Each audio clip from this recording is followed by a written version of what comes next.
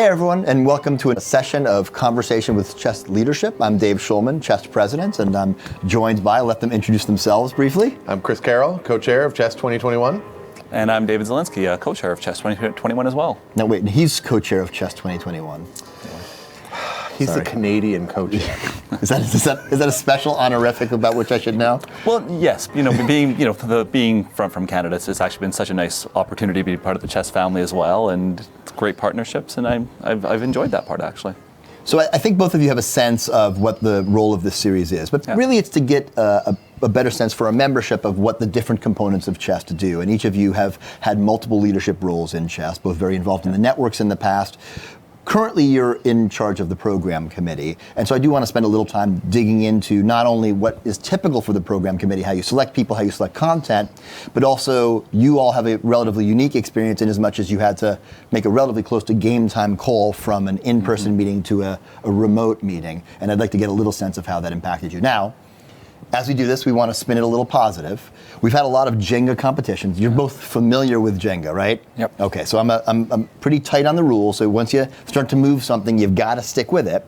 But instead of making it a competition between the two of you, what we're going to do is let the two of you take alternate turns. We're going to count the total number of pieces that you can remove and replace, and we're going to pitch you against your program vice chair, and I don't know what the chair designate, vice chair, Yes. Subhani, Chandra, and Anissa Das. And whichever team does better, we'll get a small prize. Excellent, bring it. Super. Okay. So who is going to take this? Whoever takes the first turn will get the second question. So I'm right here, so might as well start. Okay. So Chris, let's start with you then. Well, talk to me a little bit about the design of the program committee. How does it come together? When does it selected? What's that year-long process look like? Right, so that's a good question. So the program committee starts off right now, and as soon as this meeting ends, we're going to start planning for Chest 2022. And actually, there's lots of conversations already going on about Chest 2022.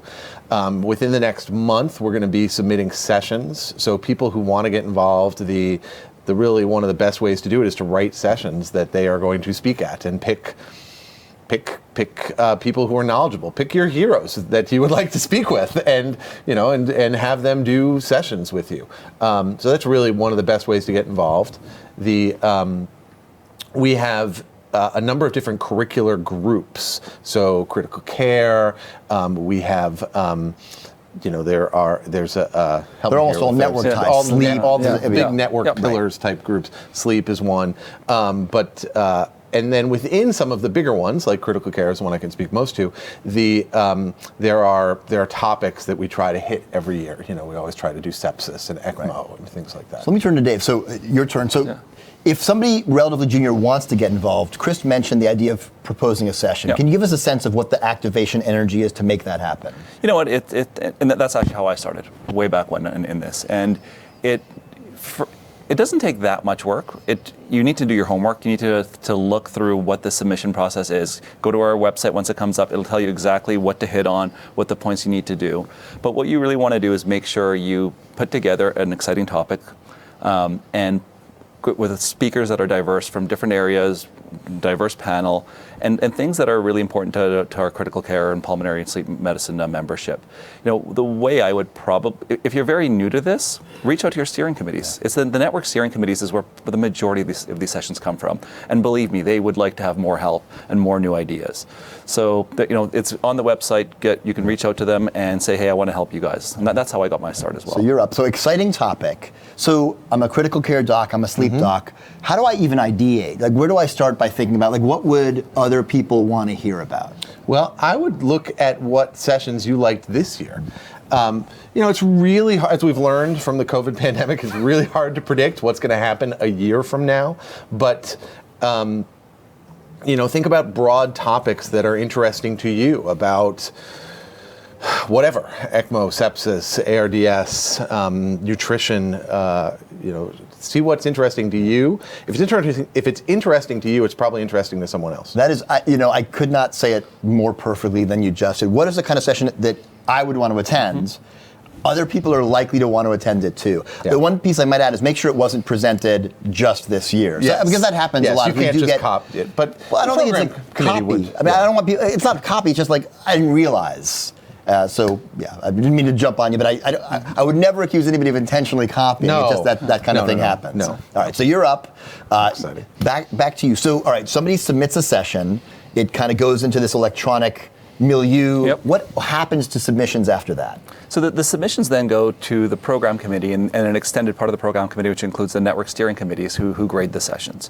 And they really are graded based on how well they're written, how interesting they're going to be, do they meet all the criteria for diversity? And sometimes there is a little bit of a luck of the draw to it. And I think that's where it can get discouraging, and we don't want it to be discouraging. You may have had a brilliant idea, but somebody else may have had the exact same brilliant idea. And sometimes we bring them together, and sometimes we push one for another year on that. What are common mistakes that people make in the crafting of a submission that may not redline it, but make it a little less attractive to the program committee? You do have to go, by the way. I like how you try to avoid this. Yeah. I keep picking out of the middle there. You can coach them a little bit. You can't tell them what to do, but you can coach definitely them. pick out of the middle. Yeah, they're all. Well, You're not competitive at all, right? No, not at all. Not at all. Not at all. I think one of the biggest mistakes that people make is, you knocked this one out a little bit, one of the biggest mistakes people make is not having a diverse enough session. So if you include a session that's, with 3 white men, that is going to be looked on a little more critically than a session that has a good diversity of thought, a good diversity of geographic areas. You want people from different areas. You want people of different disciplines. You want people of different ages. There's a lot of different types of diversity that we want. I think one of the more common ones that I remember seeing in program reviews is well, who do I know? I know people at my institution. Right. So don't include 3 people from your own institution. Yeah. Or even the same city. I think that's a great way to level up the session. Yeah. Now, you'd mentioned something really something really interesting to me earlier, which is, I'm a fellow, I'm a junior faculty member, I'm doing a session on pick your topic, but there are other people who are really well known in the topic. It would be a much bigger draw if I got Chris Carroll to speak at my social media session as opposed to my buddy from down the street. Mm-hmm. How do I do that if I see a big name that I want to potentially have speak at my session? So any number of ways. One, reach out to them. You'd be surprised actually how often you'll get a positive response back. And 2, reach out to the network steering committees who have the networks. Reach out to your mentors. Reach out to other people who can connect with them. I think there, many things I've designed over the years. I'm like, I'd love to have this person on the thing. Let's go to the website, find their email. I'm like, hey, I want you to join this session. We might not get in, but are you willing to? You do have to ask them. You do have to. You can't just drop Chris Carroll's name into a session. But go to the steering committee chair of that network and ask them for help. Yeah. And they will give you good advice. Absolutely. And for those, I've had people not respond to my emails, and I've had people saying, great, thanks for thinking of me. I'm like, that's awesome. Yeah. All right, so let's jump a little bit to the program committee. So sessions come in, you have a bunch of content, you have to organize it. Talk to me a little bit about, we don't have to necessarily go into depth about that February meeting, but talk to me a little bit about how the sausage is made after you get all the pieces of it. So it's your turn. I'll talk about critical care. So we had last year 195 sessions written for 44 spots. That's a lot of cuts you got to make. That's a lot of cuts we had to make. There were a lot of good sessions that did not get programmed into the final meeting. So it's great that we got so many sessions, but there were a lot that didn't make it, and we had to rank them. We said we wanted a certain amount. We wanted to cover big topics in critical care, so we wanted to cover sepsis and ECMO and everything else. We wanted to cover nutrition. We wanted to cover some year in reviews. We wanted to cover patient and family experience. We wanted to cover PICS. We wanted to cover a large variety of topics. So if we had, for example, and I'll call this out, if we had 10 sepsis sessions, we probably only got to choose 3 of them. And then it was even a harder cut this year moving to virtual, where we had to change about a third of our sessions from that we had already, a third of those 44 we made live, and then the rest are on demand, which was hard. All right, no, I just went. Didn't I? No, I think you know while you're talking. Yes, I think you try to just, if someone's going to mess it up, it's going to be Zelensky, so I'm just going to make him keep going. It's not my turn, it's your turn again. Yeah, all right. So what do you do with the sessions that don't make it, right? As Chris nicely pointed out, there's probably, let's say 10 sessions get submitted in an area. 8 of them might be great. 2 of them might need some improvement. Of the 8, you're only gonna be able to select 2 or 3. What are the things that we try to do with those that didn't get selected to try to help them do a better job next year? Yeah, so as part of the marking process, our markers do leave some comments. Some are for the committee and some are for the individuals. So you should get some comments back telling you this is what could make it a little bit better. If you have questions, reach out. Yeah. And most of the curriculum chairs will look at them and respond back saying specifically, you know what, if you had done this differently, maybe next will be better, or I'm sorry, but we had just 2 exact same ones and we went with the other one this time. So I can't emphasize that point strongly enough. I mean, the number of rejections that I suspect the 3 of us have had over our tenure at Chest, as well as many other places, so many. is really high. And they see us and they're like, well, these guys have done so much stuff, but we've done a lot more stuff that didn't get to Right, we to don't always talk Showtime. about all our failures. Well, I'm happy to. You and I share our failures a We can lot. spend days talking about our failures. Yeah, if you didn't get a good session accepted, submit it again, because it is there's a good chance it might be accepted in the future. Yeah, I get rejected all the time. Yeah. Yeah. Reach out to people. Like, I don't know that enough people take that next step of, let me just follow up with an email. It's not annoying. Actually, and many people won't do it. But if you're looking for a way to stand out a little bit, to sort of show you're engaged, show you're interested, I really like that idea of just saying, hey, quick email, thanks so much for considering my submission. What could I do to make it a stronger submission next time? And we certainly, I've seen us all take folks who submitted submissions that didn't make it and say, you know what, we'd like you to actually steal you and potentially do this one. And say, because we do get some last minute cancellations and other things that come up. Right. All right, so let's talk a little bit, this may be a little bit of a tough topic to swallow, but you had to convert your meeting to a remote meeting. I prefer the term remote to virtual because we are meeting. We are meeting. We're just meeting at a distance. Yes. Talk to me a little bit about how that affected you. What game time calls you need to make. What are the things that you had to do in relatively rapid fashion? And then you're here in person with some of us, but the majority of people who are enjoying your meeting are doing so remotely. Right. Talk to me a little bit about that. It was very hard. It was a very hard decision to make, but I don't think we could have made any other decision at this time. We had to go to a remote meeting, as you said. Well done. Yeah, thank you. It was hard. Just one finger. Just put with one finger. He's like I don't know what he's doing. I mean, There you go. I don't know anyone who's not fatigued of Zoom at this point. I'm fatigued of Zoom. I'm fatigued of watching things online. It doesn't feel as real as it does when you're in person. I miss the in-person connections. I mean, like the 3 of us here, I love Chest. I love Chest meetings. It's the highlight of my. Yeah. We're talking about this very serious topic, and we're all just waiting for this thing to fall. I love my Chest. I love Chest meetings. I love meeting with my friends. Take a break. We can talk about this first. Yeah, I love meeting with my friends. I love the education. I love the fun. It's just I come back energized and enthusiastic about projects I could do, things I've learned. I love being in person. The virtual side, we have tried our hardest to replicate that connection the best we can. It still doesn't compare. And you're both really fun people. I mean, I've gotten to know you serially over a long number of years, and you are both incredibly engaged, the conversational, social folks. And I'm a digital guy. I like digital, and I'm tired of it. What's your take on this? You know, I'm maybe a little more nuanced than that. I agree. Like I think there's no way to have He's the same. always more nuanced. There are very few people who are not more nuanced Yes, than very Carol. few people who are not more nuanced than me. No, I just even being here in headquarters with you guys has been great. When you go to the meetings, you see new cities, you get to spend more time, you get to do the hands-on stuff that we really can't do as well virtually. That said, there's a nice part to the virtual, not flying, not staying in hotels, having your family around, being able to watch a session while you're at home, in the gym, wherever you want to do it. Like so there's advantages to both. I am really looking forward to though being able to come back to this in person. Yeah. You know. We will have your incoming chairs joining us for our next session or two. What are the lessons learned? What are the things that in this role, because these are fun jobs to have, don't misunderstand. I was program chair a few years ago, it was a blast.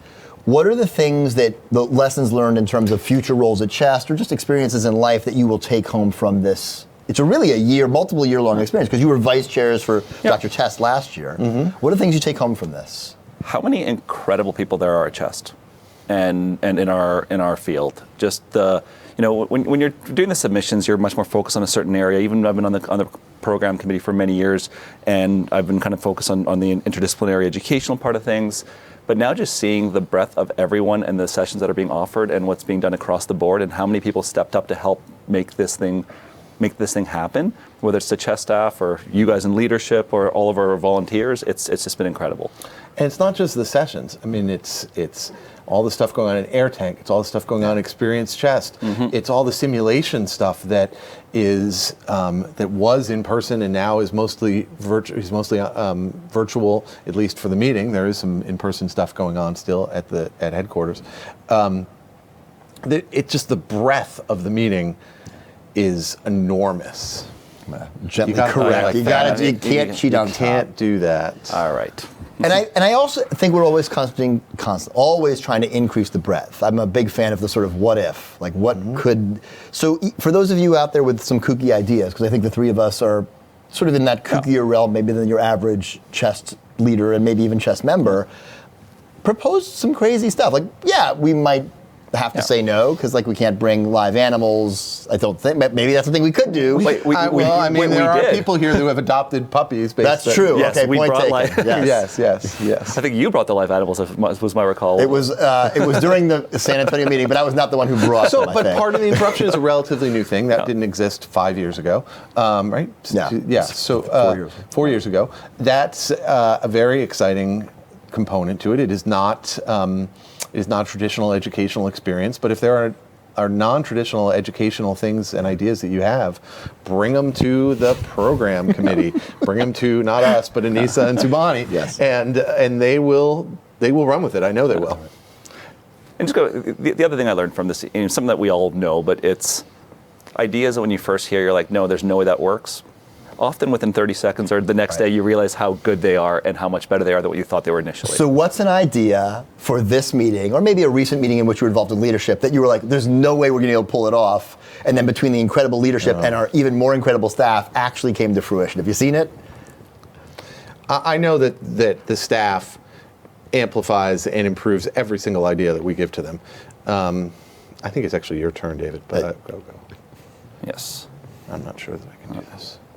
So I'm going to share mine, which was the time a few years ago that at CHEST Challenge, which is I think one of the highlights of the meeting, we had a live model in the audience for an ultrasound that was great. we didn't tell the audience was going to be in the, and so the So it was just a coach was random like, person we're looking coming for up? a model, and then some guy who's incredibly built stands up like, I'll be a model. He takes off his shirt. It was just this wonderful had a moment of tank top on, hilarity. and And I think that's one of the things that is the nicest part about doing it in person, is maybe a little bit more challenging remote, is you all have done an incredible number of things. And there's a lot of joy, and I'm a big fan of joy that we bring to the audience, and it's a little sad to not be able to. I think we feel it, we hear about it on Twitter, but it's just nice to see those smiles, you know? Yeah. All right.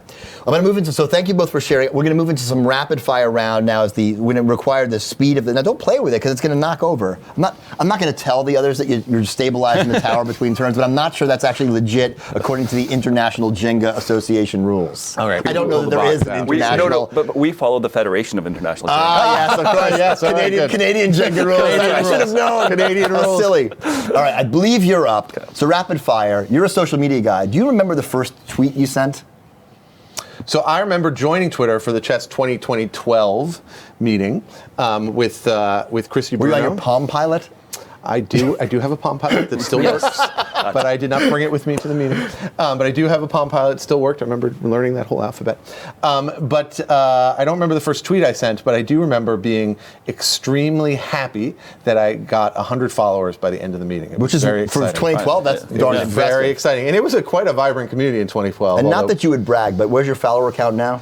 It's in the 5 digits now. That's awesome. But, yeah. Now, do you have any recollection of the first tweet you sent? So I've got two first tweets. My first You can't have first tweet. No, so, come on! So, but my first tweet was on my old account, which was the just sports and politics ones, and I tweeted back at I think when my hockey team got blown out. That's so Canadian. And I was so pissed off, and I can't remember, wrote something off about how brutal they are, and they might as well shut down. Wow. All right, what do you remember your first medical-related tweet? There's some good ones out there. No, middle. Yeah, no, there's that one I think is good right there. No, maybe not. No. The Jenga game is working, but as the level goes up, the distraction from the actual questions also goes up. Well, yeah. That's okay. Oh, this is that's more. good. Look, I understand this is far more important. You have a competition to win. This is Yeah. good. What's your first medical tweet? I think it would have been back to program committee a few years ago Yeah. and just amplifying Chris and others and trying to get the word out there about all the stuff Chess does. I think my first tweet, and I could go back and look, was now about 10 years ago. It was I can't imagine I was on Twitter before you, but maybe I was. I think I don't just know. had my 10th Maybe it was anniversary. 2011, I can't remember. Because I used it primarily as a repository for stupid things my kids had done, and my child said, my foot fingers hurt. And I said, what do you mean? You mean your toes? He goes, oh yes, that's what they're called. This is the genetics that the Shulman family tends to move forward. So I'm sure that your son is thrilled that you're saying that. It's going to be for his rehearsal dinner at some point when he marries, so that's going to be okay thing. Okay, Chris, last TV show you binged? Oh, I just did watch the Squid Game, which I enjoyed. Yeah, I'm almost at the end of it. I don't want to spoil All right, don't anything. spoil Squid Game. Enjoyed it? I did enjoy it. I did. But I like horror type movies, Yeah. and I'm not that Squid Game is a horror movie, but it is graphic and Can be, yeah. And I've gotten to the bottom of Netflix. I do watch You and I Korean tweeted- dystopian Yes. dramas in the original Korean with the subtitles. Awesome. Yes, I thoroughly enjoy doing that. So I have an eclectic. Last taste. TV show you binged? Last TV show I binged is I believe probably. it's your turn, David. I don't think so. Oh, no, it's my I feel turn? like it's your. I feel like you're constantly just. You know it's going to fall, and you just keep. Like a I'll lamb go, to the I'll go. slaughter. You keep dragging I'll go, them in. I'll go. The audience actually knows. We can rewind the tape and see. But what's the last TV show? So you I'm almost done, but the Somebody's paying that Bad close Batch attention. on Disney Plus. What's that? The Bad Batch on I've Disney not Plus. seen Did you like that? So I'm almost done it, but yes, I'm enjoying it. It's the it's from right after It's a Star Wars thing. Star Wars thing. Oh, I should Yeah. get on. Star Wars thing. It's a cartoon. It's good. It's good. The movie that you love that you're embarrassed to admit that you love. Oh, I have no shame. I will admit. Most people would be embarrassed to admit that they love. You're up. Yeah. No, you're up on this. I'm going to give Chris the question. Okay. So, This is impressive. Y'all have done great. There's a number of movies I think I've seen more than 10 times, and it's a lot because I used to do a lot of flying. But one movie I've seen The Greatest Showman. That's not easily- embarrassing. No, it's not embarrassing. Easily 10 times, maybe closer to 20. I've also seen Valerian, the movie Valerian and the City of a Thousand. I'm sure you can. Yeah, I know what things. that is. Yes. Like Cara Delevingne in that. I feel like. Yeah, she is. Yeah, It's you can be based on a embarrassed French about that. comic book. Yeah, you can be embarrassed I have about seen that. that probably more than 10 times. Okay, you can be. Wow. Yeah. I have no words. It's a great movie to watch on planes because you really, You know, if I have no words, it must be really bad Yeah. because it never happens. You're up. It's a great movie, by the way. If you haven't I seen don't it, check it out. but probably the movie. Have you ever heard of that movie? By No, the way, I have not. Okay, yeah. I'll watch it. I have it. I have it on my. You'll show it up on download the big my screen. iPad. Show it on the big screen in there. I thought I just went. You always think you just went. This is a game for you, isn't it? Probably the movie I've watched It the is most. literally a game. And it's no longer. It used to be part of all my passwords. Was True Romance. So if we ever want to hack into your Yeah. account, we just watch For the my movie. old ones. True Romance. What is that? I've never heard of that. You really? Yeah. What movie is that? It was written by Quentin Tarantino, but it was sold to. Is it David Lynch? I feel like it's a David Lynch It's, sort of it's the guy thing. who did all the blow up movies way back when, and Michael Bay. Michael Bay? It might have been. somebody, but he sold it to make It's Reservoir better than you Dogs. think. Is it It's the one worth a with? watch. Is it that one with Arnold Schwarzenegger and Jamie Lee Curtis? No, No, that's it's- True Lies. True Lies. Really? Ugh. Christian Slater, I think. You shame me, sir. You shame me, sir. All right. I think you're now up. At some point, this thing is going to go, but I'm going to keep peppering you with questions until it does. Chris, what's the one thing people say or post on Twitter that every time you see it, it just annoys the crap out of you? You're not fighting that battle anymore, but you have this little neuron in your brain that just says, "Oh, come on." What is that? Oh, that's interesting.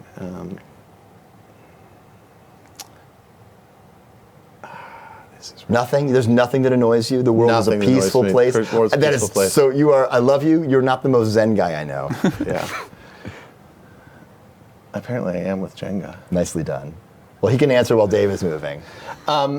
Yeah, I don't get. You don't get depolarized by anything in particular, irregardless, or I mean, irregardless is not a word, but right, but people use it. yes.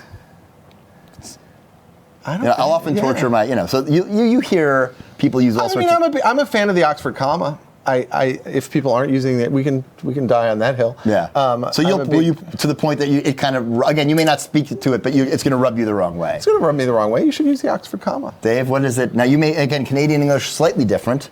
Not that much. What rubs you the wrong way when you see it written or hear it spoken? This is really impressive. Y'all are doing a bang-up job. I think we're done. There's got to be something on the bottom. There's 3 on the bottom still. No, those are all really wedged in there. Good. I'll try. So it's. I mean, the things that get me worked up often are. Oh, that is not. Oh, really? Wow. Wow.